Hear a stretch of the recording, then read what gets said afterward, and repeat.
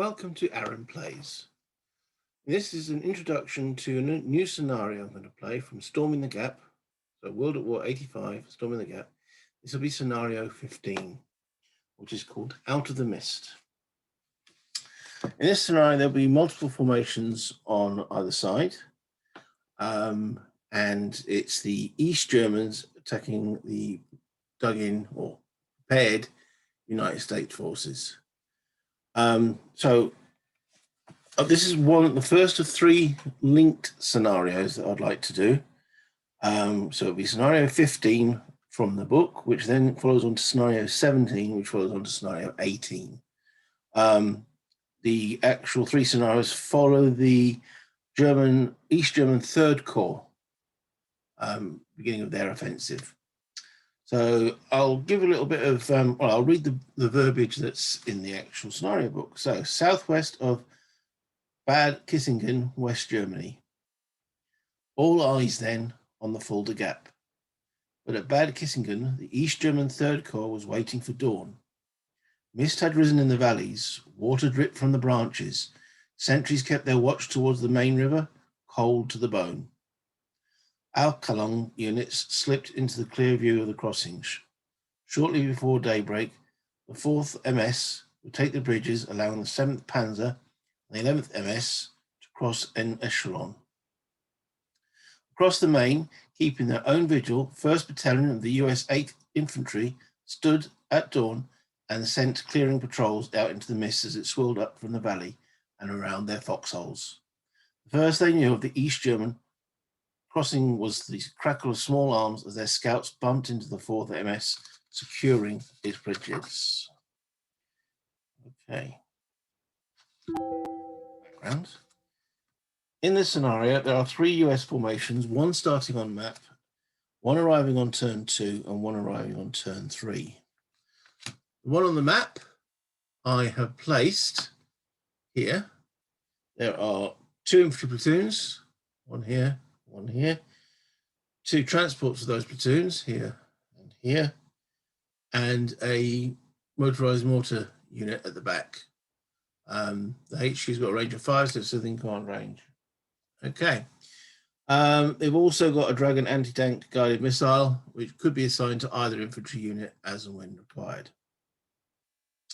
They have, let's say, 2 sets of reinforcements, 3 Patton M60 tanks arriving here on this hex on turn 2. So it's 3 of those with a HQ, and then 3 M1 Abrahams arriving at the same place on turn 3. Okay. The East Germans, well, they are arriving over here along this road. Okay. The first group of units arriving is 3 BMPs with 3 infantry transported, a T-55 AM tank. They've also got an anti-tank guided missile, which is, again, to be assigned to any infantry unit as and when they're required, plus the HQ. Arriving on turn 3, they have further infantry from this formation. Actually, no, further transports for infantry. No, actually further infantry. They get another 7 BMPs, a recon unit, and some more tanks. And also arriving on, which may enter turn 3, in the same area, there are 10 T-72s. That's right, 10 of them. So the objects for the victory conditions for this scenario are that the the East Germans, I'm going to be saying Soviets a lot, I can see it. The East Germans, the Warsaw Pact, need to exit off either this road or this road. Now, it says before the game, the East German player secretly chooses Objective B or Objective C as the East German exit for this scenario and writes it on a piece of paper for verification at the game end. Well, I'm playing this solo using the solo assistant. So that was like, how do I get around that particular conundrum? One way was not to play the scenario.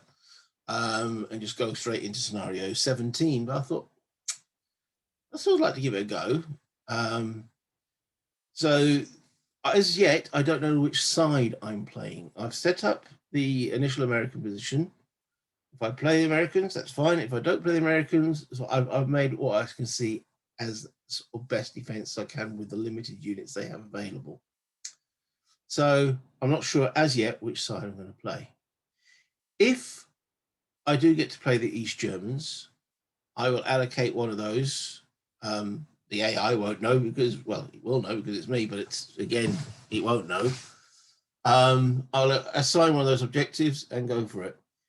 If the AI ends up playing the East Germans, I'm prepared to accept a change in the victory conditions. Okay, because it says the German player does not show their choice to the US player until after the game is over. The East German player wins by exiting at least 3 ground units from their chosen exit hex. Now, if the East Germans go for both, if the AI is playing, then fair enough. They exit 3 off either combined, it doesn't matter. If they exit 3 of either B or C or any combination of, we'll say that's an East German victory. Okay.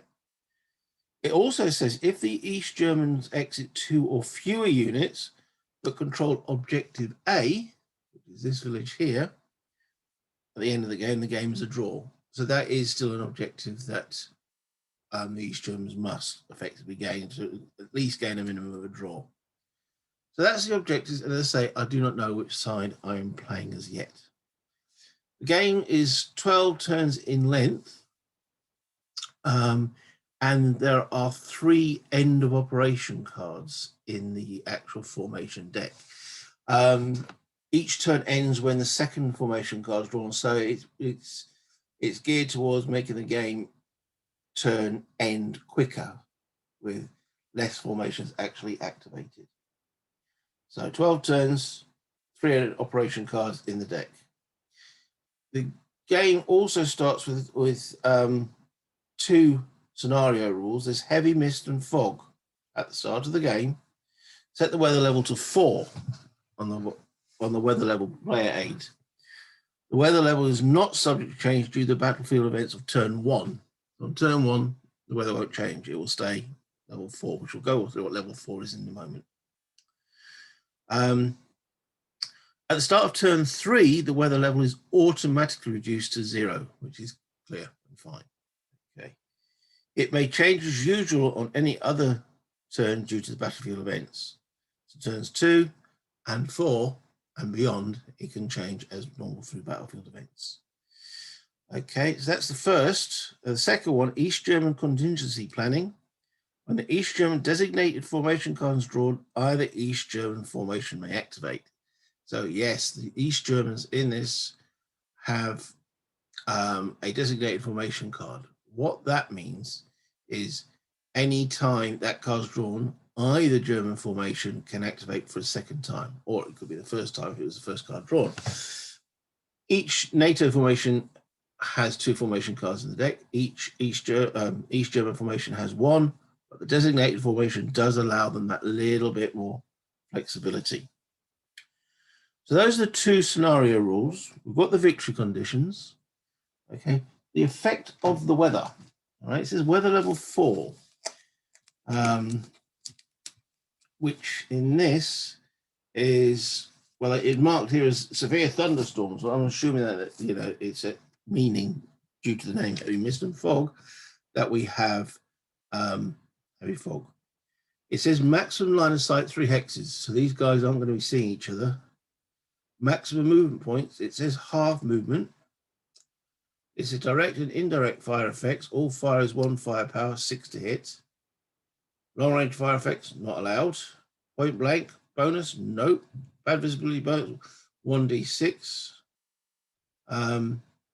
So it looks like for those first, now, a little, they do call the weather heavy mist and fog. There is actually a heavy fog, which is level 3. Well, I'm going to go with what the scenario said, level 4. Maybe they're just calling it that. So level 4. So half movement rate, all fire, a maximum line of sight 3. So these guys aren't going to be seeing each other at start anyway.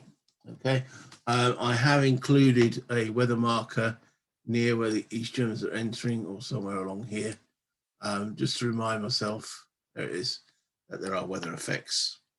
Okay. I'm also introducing, first time, 2 house rules. I did mention this in the wrap-up of the previous scenario I played of this system. The first house rule is that I am changing the Warsaw Pact morales. Okay, so let me just mini-me a little bit. All right. So on the Warsaw Pact morales, they're generally 1 less than the NATO forces. So this has got a morale of 6, command range 5, and such forth. This means that they suffer from more command control restrictions. It takes harder for them to recover and such forth. And yet, when if you if you design your own, the actual cost difference in a 7 HQ and a 6 HQ is only 5 points. It costs 50 points for a 7-point HQ and 45 points for a 6.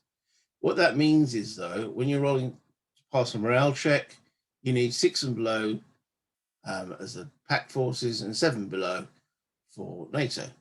When you want to recover your ammo, same again. It's all under morale checks. When you're determining if you can recover from disruption, it's determined. Now that 5 points difference in cost doesn't equate to me the difference between a 6 morale check and a 7 morale check. At one point, I thought, well, why not just boost up NATO to 8 and move the Warsaw Pact to 7? The difference between 8 and 7 is less than the difference between 6. I know it's just one number, but in actual percentage of passing checks. No. Then I came up with the idea, why not, you know, what they're trying to represent by that lower morale is there's less training, less enthusiasm by the Warsaw Pact. But this is their big push, their big offensive. This is their, you know, the reason why these forces have been built up in the first phase. So I thought, why not give them 7 morale, same as NATO, up until the time they take, that HQ takes its first loss. The HQ's got 2 steps. If the HQ gets reduced, reduce them to the morale that's printed on the card, no matter what that morale is. I think some Czech forces actually have morale 5 there. So initially, they will be on the same morale. It's their enthusiasm, they're wanting to get it done, following a particular plan. But as soon as they encounter difficulties, which I'm representing by a step loss in the HQ, they waver a little bit, and that's when the lower morale will come in. So in this particular scenario, the East German forces have got 6 morales on their cards, but they will be playing with 7 until the HQ takes the first step. That's the first little house rule I'm trying out. If it swings the scenario too much one way, I'll think again, but that's the first one. The second one, in the previous scenario I played had electronic warfare, and it seemed to skew things quite dramatically. Now that was primarily because in my mind there was 1 formation per side, and also the Soviets with their 6 morale and the West Germans in that one with their 7 morale. The matchup didn't work. So I thought, well, do I completely remove electronic warfare from the game? And I thought, it's a nice rule. It is a nice rule. But I don't want it to be dominant. I want it to be there because, I mean, both forces will be using electronic warfare to jam, counter jam, and such forth. And in my mind, most of it comes through. The HQ7 only have 5 command range, which, you know, for modern radios is pretty short. That reflects that anyway. So I thought, well, what do I do? How do I get around it? So I thought there was a couple of times I was rolling battlefield events on, and nothing happened. You know, because of whatever the situation was on the map, nothing happened. So I thought, well, why not give that a possibility that something electronic warfare happens. So what will happen anytime that the battlefield event comes up with nothing really happens for whatever reason, because there's no forces that are already marked for operations completed when it says clear up and whatever, I will make a separate roll. If it's a 7 on 2d6, then electronic warfare comes into effect. I'll roll to determine who suffers the effect of electronic warfare, and then place one on the board. There are multiple factions in here, so again, let's see if it affects it. I mean, if I was playing this with a live person, we would be able to add electronic warfare if we wanted to. Anyway, any scenario can have the electronic warfare added if both players agree. So let me ask the solo opponent. Yeah, he's fine with it. There we go. All right, and we're doing it my method. Is he okay with that? Yeah, he's nodding his head. Yeah, you don't believe me, do you? Well, there we go. Playing solo, yeah, you get voices in your head. Right, next up is I need to determine which side I'm actually playing. So I'm going to roll a d6. 1 to 3, I'm playing NATO. I'm playing the pack. Okay, I am the East Germans. Okay, so let me just move this out of the way. All right. That is the current situation. I have those forces there. I've set up the Americans to await the onslaught. So I will pause at that point. This is the end of the intro. I hope you'll catch me on the next video. Please like, subscribe, and any comments, anything you think, well, maybe that's, that you want to make about the way I'm going to play this one. Thank you very much.